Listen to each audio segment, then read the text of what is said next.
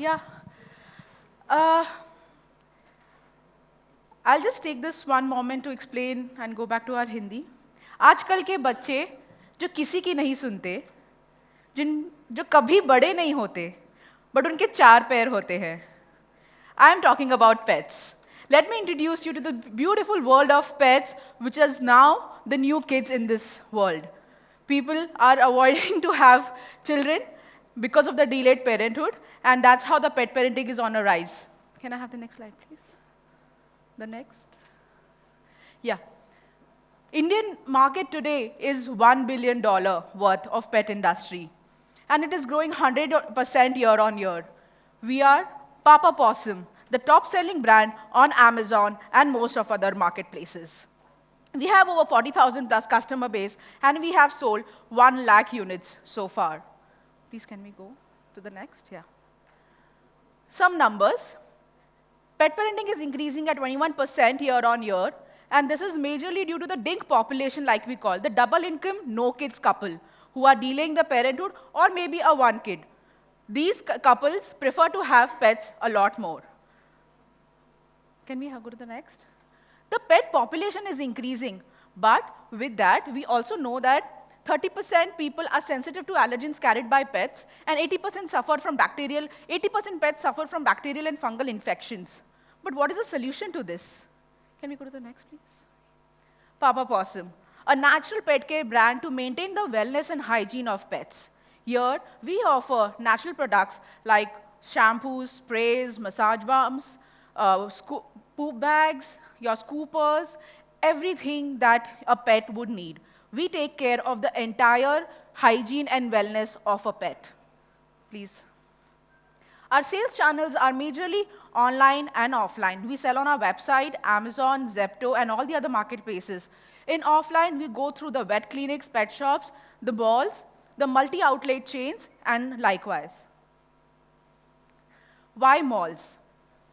Mall has become this one juncture where people go for shopping, for spending time, and today, the malls are not inclusive of pets.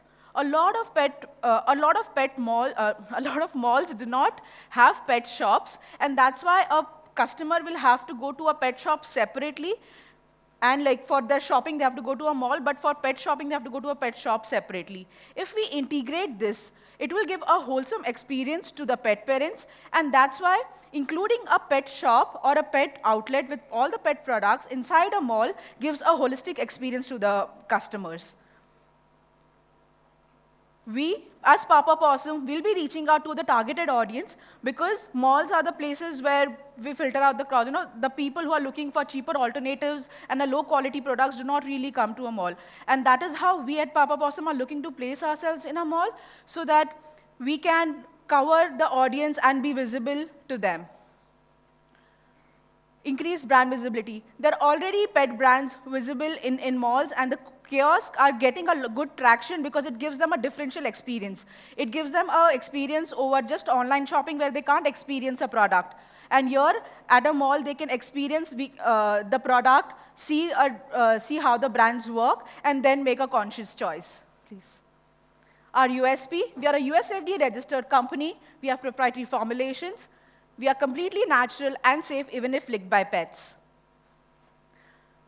These are the top sellers. We have the Ichnomore oil and the Ichnomore shampoo, the Paw Balm. We are amongst the rank 1 on dog shampoo category on Amazon. India right now has 10% pet penetration, and thus the market is 1 billion, which is following the Western market, which with 52% penetration is valued at $123 billion.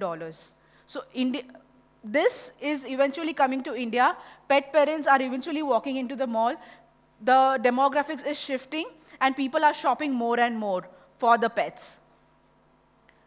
Our model, we are a D2C channel. We sell offline, and we have pet services as well. Next. These are a few of the testimonials. So our products are highly concern-specific. If a dog has itching issue or a shedding issue, those are the before and after how the products have helped to reduce on the scars, on the paws, on the dandruff, and multiple problems that a pet faces. So Papa Pawsome is a complete non-food, wellness and hygiene brand for pets. Right now, we offer these products, and we are getting into supplements and other products very soon. Thank you so much. Can we have a loudest round of applause, please? Come on, 5 minutes, cracking the time. Nishita, very well done. Thank you so Amazing. much. How many of you have pets at home? Are you sold with the idea? Can we have a loudest round of applause? I think you know what? Such good presentation. Thank you so much, judges. Any input? Can I ask a very general one? Yeah. Where did this name come from, Papa Pawsome? Because I have seen very less brand being named after papas. Yeah. So can you throw some light We there? have a mama meow for cats, but yeah, can you just go to the, I have the story down. Can you go to the next slide, please? That's my dog Autumn. Why we got into this business was not because pets seem to be a nice market, we can make money here. It was not a story like that. It was me and my husband looking for good products for our dog Autumn, who was a kidney patient, couldn't find anything. And that's when we thought of getting our hands dirty ourselves. You know, we started with one paw cream, for a naturally made paw cream that was safe even if he licked the paw cream. Because if you apply something on their paws, they have a natural tendency to lick. So we designed everything around Autumn, and the mascot you see, the dog in the logo, is Autumn. And we wanted him to be the papa, giving good advice to his peers and be the guiding light. So he was awesome, so hence became Papa Pawsome. This is so beautiful. This is so beautiful. Thank you so very much. One question. Yes. Hey, thanks. Sure. Great story. I love the whole Papa Pawsome, the genesis or the origin story. Question on your online versus offline. You said you're available in both channels. What's your split in terms of revenue of online versus offline? Currently, I'll be honest, we are doing around 70%, 75% online, and the rest is 25% is offline. That is also because of, like, we've just ventured offline. We were focusing on online because we felt that unless we have an online brand creation, the pull from the offline doesn't happen. That's why we focused on creating a decent kind of recognition online, and now we are focusing on going offline. Just a question on Amazon among all the sellers, what would be your percent of the market share? Or the various other channels? Amazon, in the dog shampoo category, we have 60% market share. That's great. Yeah, yeah. Because we are always amongst the first or second, or like within these two ranks only. Yeah. And the market was growing at 19%. You're growing at what rate? Market is growing at 21%. And you're growing at? Year on year, 100%. Okay. All right. Thank you. Well, thank you so very much. One last one. How Sure. would you place among the competitor which are already having stores in the mall, like HUFT and all, in terms of the pricing? Where are you? You are premium, mid, or mass? Mid, Mid. yeah. Okay. So mass is mostly Himalaya, and then there is Biogroom. HUFT is more like an outlet.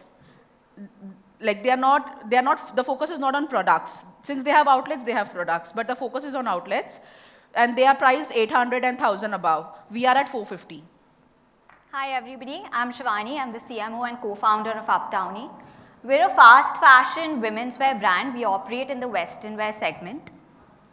To tell you a little bit about our customer, our audience is typically women between the ages of 18 to 40 living in Tier 1 and Tier 2 India. We primarily are popular among college-going students, young professionals, as evidenced by our popularity in places such as Mumbai, Pune, Ahmedabad, Surat, Calcutta, Bangalore, which is one of our biggest markets, and Gurgaon. Our customer is a value-conscious customer. We are not after the super price-conscious customer who prefers to purchase apparel between 200 to 300 rupees. We aim to be positioned slightly above that, and we think that a lot of the Indian market is shifting to a value-conscious customer, which is okay paying a little bit more as long as they're getting a quality product for that price. We are extremely active on Instagram, which is where our entire community is built. By the end of this quarter, we expect to have 300,000 followers on Instagram, all organically built. So who are we? We are trendy and unapologetically feminine. We are a women's wear brand and plan to remain so. We are in tune with global trends, and you will see the latest trends, whether that's rose detailing or cutouts, come to our product mix in near real time. We are comfortable in Zillennial. We use a lot of natural fabrics to cater to the fact that we are a rooted in India brand. So we use a lot of cotton and linen. We also do not lock out the older millennials. So a lot of our competitors that you may have seen online, such as Freakins, Burger Bay, etc., cater to a solidly Gen Z consumer. A lot of older millennials are not often comfortable wearing those clothes. And even the international brands are not a good option for them because everything is backless, everything is cut out. That's not something that's super appropriate always for the Indian ecosystem or for the sensibility. So that is the gap that we're trying to fill. So we characterize ourselves as a Zillennial brand, which is a mix of Gen Z and millennial fashion. And as I alluded to earlier, we are authentically Indian. So the colors that we use are brighter than what a lot of international brands such as H&M and Zara would use. We use natural fabrics. We have also developed, we have been in business for the last 8 years, and we have developed a proprietary size chart that takes into account the unique measurements of an Indian body type, and that is evidenced in the fact that our customer returns on our own D2C are less than 5%. In terms of functionality, we sort of capture the whole gamut. We don't white label goods from China, such as a lot of our competitors. Everything is produced in either our own manufacturing or by associated job workers. So we design in-house. We have a world-class product sampling team that is able to literally take a picture, I show them, and create a perfect sample. We manufacture in-house, we warehouse and fulfill our orders mostly in-house with some help from enablers in the ecosystem, and we create content and market in-house. So that was about who we are now. If we are in the numbers, we are bootstrapped. We have been in business since 2015. We have never taken a loan. We have witnessed 6x growth on our own website this year.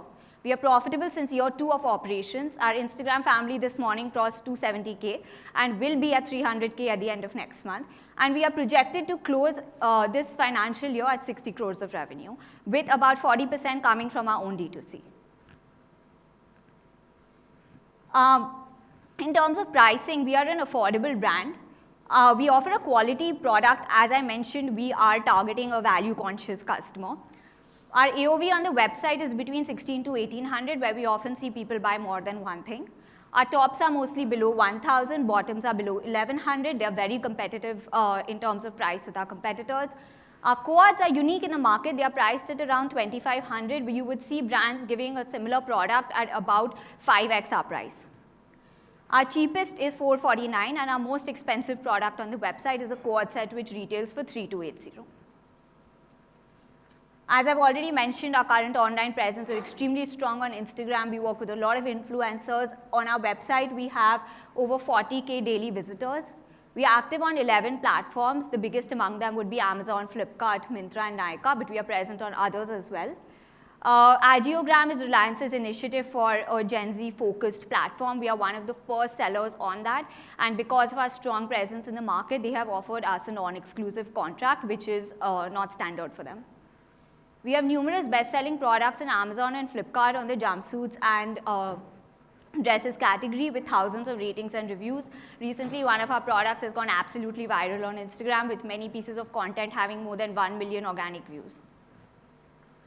Our online competitors and their pricing strategy. So in the super premium for the Indian market, you have H&M, Zara, Mango, Uniqlo. These are priced at about 2 to 4x of our prices. Well, do I have some more time or? 30 more seconds, come on. Okay. So we are about 10 to 20% cheaper than our Gen Z sort of social first brands. And we are about 20% more expensive than other brands which have built a large business on the platforms, but offer a much more commoditized product without the same level of branding or quality. These are the revenue figures that we do on a monthly basis on the platforms. So that's 50 lakhs on Flipkart, 1 crore each on Amazon and Myntra, and 20 lakhs on Nykaa.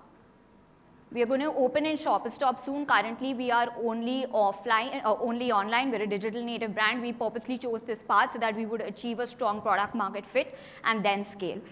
We've never burnt money. We have 18% EBITDA profitability, which has remained constant as we have scaled. In terms of the team, we have a team of over 100 people now, many who have stayed with us for the last 8 years. My sister actually started the brand in 2015. She's a math and econ graduate from Duke University. I used to be a lawyer. I've studied at the University of Chicago. I quit my job 2 years ago to come back and join Uptownie. And together, Shivani from Uptownie. Can you have a loudest round of applause, please? Shivani, very well done. Judges, any take, any questions? Exactly less than 2 minutes to wind up that as well. Hey, Shivani. Hi. Great presentation. Love the energy.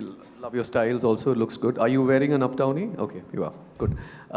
Question is, what's your growth plans over the next couple of years? Where do you see the brand growing offline, online? What's the roadmap? So in terms of figures, this is the roadmap. We plan to do about 70 crores online in FY 24 to 25 and supplement that with an offline growth of, I'm so sorry, I think I have messed that up. So I'm sorry. In FY 24 to 25, we expect to do about 120 crores. This year will close at somewhere around 60 crores.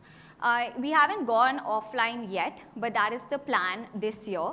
So the plan is to take the brand offline. The way to do that is, one, we have a contract signed with Shoppers Stop. We plan to pursue further such contracts with their competitors. And other than that, we've been approached by a franchising company to start to give a franchise out to certain of their partners. So that is something that we're considering. We've done a lot of pop-up events in which we've seen very good traffic and very good pull. A lot of people will come to an exhibition saying, I knew you were going to be here, so I've come. And while online, our conversion rate, gold standard sort of in a D2C conversion space will be somewhere around 2 to 3% online. On our D2C, we're at that level. But offline, every time we do a pop-up, the conversion rate is absolutely crazy. Almost everybody who comes to the stall buys. So our plan is to make the brand within at least the next within the next 3 to 4 years, we want to be at least a 500 crore top line brand. And we do want to have a significant offline presence as well. If not this year, then next year we will definitely open our own stores. As I mentioned, we haven't raised any funding yet, so we've been a little hesitant in going down that roadmap, particularly before we were convinced that we've achieved what we could online. So I don't know if you know, but Urbanic is our competitor in the market. They reach 1400 crores being simply online. So I mean, the space to grow online is clearly there. It's just about how you showcase your product, how well you're able to do your content on social, and how well you're able to drive traffic at a cheap rate. That's the time up, but Nirzar, yes, I think one question. Okay. Very interesting what you're doing, because it's a fiercely competitive space and you managed to do it without funding. A lot of people are and profitable. I think it's phenomenal what you're doing.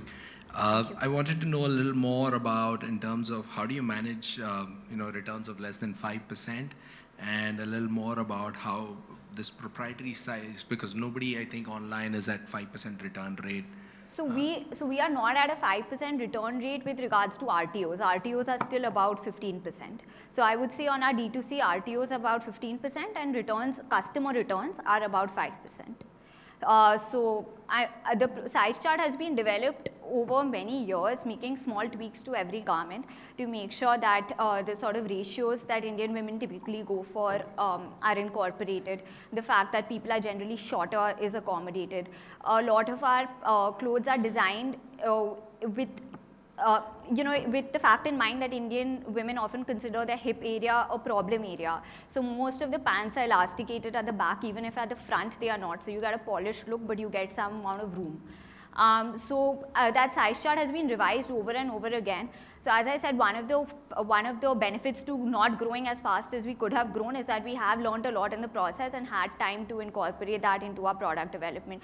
So we monitor the sort of customer returns and feedback very closely on a weekly basis. On a style level, they are studied. If we see that the customer returns say that something is running too large or too small, we tweak the next production lot accordingly.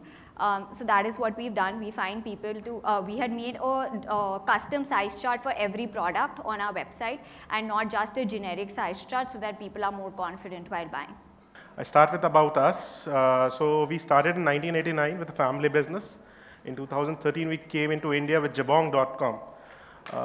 Today, we are present in almost all major online platforms, covering 100 plus government canteens and almost 50 plus distributors. Our company has been profitable since day one. We are 100% bootstrapped and with zero debt. So Teakwood is leather and travel brand. We believe in the luxury of leather. So when we say leather, leather by itself is a luxury product. Yet, being leather, that is what it keeps it away from the reach of the mass market. Through Teakwood, we are able to, try to achieve the same with the mass market, mass audience. Most of the international brands present in India cater to the luxury segments. Like, for example, we talk about Michael Kors. So we feel that, the luxury segment is the one which is extremely competitive in leather segment. We are more in the mass premium segment. So that is our USP and that is what we cater to. Now, why travel segment? So travel, if you see travel going back 100 years, you will see those heavy kind of trunks. So with time, what we have done is we have tried to accommodate it with the present times. And therefore, we have adopted to the new materials. And with the new materials, we have been able to achieve we have been able to cater to the nature at the same time giving space to the human intelligence. So in the travel segment, we entered in 2016 with a German partner. Now today we are third biggest on Myntra in terms of luggage brand. We are in fact outgrowing American Tourister on Myntra. In fact, in the URS that happened in October, we did almost 5,100 pieces in a single day alone. In terms of numbers, this year will be closing around 35 CR. Last year we were at 17.5, and next year we are expected to achieve 70 CR. That is almost 100% year-on-year growth that we are expecting. So our secret recipe has been our infrastructure and the shorter supply chain. As you can see our facilities, these are our separate 4 facilities that we have in northern region. We are able to, so 30,000 square feet is our manufacturing facility, 2 lakh square feet is our leather tannery, this is our leather tannery. This is our warehouse and the upcoming new facility for manufacturing luggage in India. Primarily, luggage has been almost 80-90% with China. We in past 5 years, we have been able to bring down the share of import luggage from 100% to 50% today we make in India. And going another 5 years, we expect 100% of our luggages to be made in India. So brand achievements. So we are mass affordable and this shows in our numbers. So we are 4th biggest brand on men's accessories on Myntra. So we do wallets, belts, that is the category. We are 3rd largest in the luggages. As we spoke, Safari and Tommy Hilfiger are the other 2 and 3rd is us. So we are basically above VIP and American Tourister as well on Myntra itself. We are 5th biggest in terms of formal men's and boots category, again on Myntra. We do not do the casual categories. So we are present on other platforms as well, but primarily our biggest partner has been Myntra so far in the journey. We have gone with Souk and Noon as well in the past. We are not present today because of the legal compliances. They have shifted their model. So earlier they were present in India. They used to accept the goods on outright basis. Now they want us to be present in Dubai. So we have, as of now, discontinued. But this year the plan is to go back again to Dubai. So our target audience is majorly 18 to 35. This is the number that we have been able to fetch from our online data. And we are again focusing on the premiumization trend. So basically, what we have seen is over the period of time, the people used to wanted to buy the luggage, the leather products and the luggages, but they didn't used to get it of the value. Today, we are able to achieve, to give them a 3-year warranty product at somewhat a price of around 2,000 products. And the kind of products that we are able to give, say for example, as you can see in the image, is a printed luggage. So printed luggages